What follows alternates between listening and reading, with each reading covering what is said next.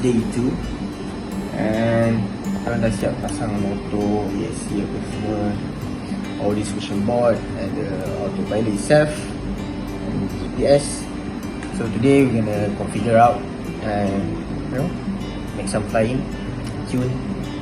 So watch this space, alright?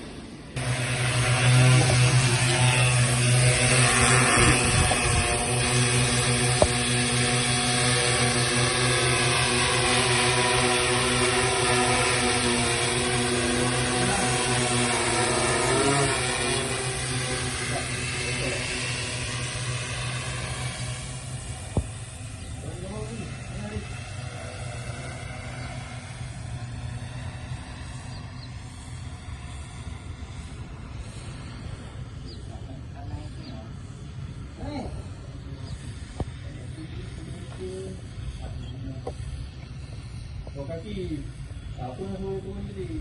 Sudah ni? Kalau nanti dia nak landing dia tak ada kaki dia tu. Ni nak kedai kaki dia kan.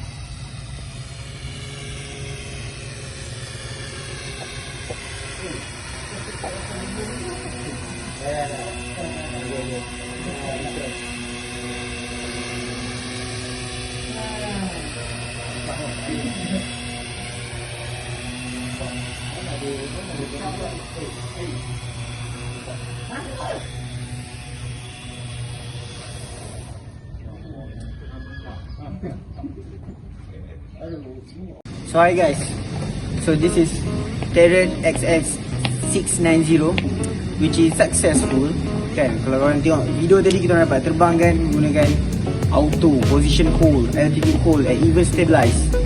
So the payload itself is 2 kg, which is pretty heavy for me.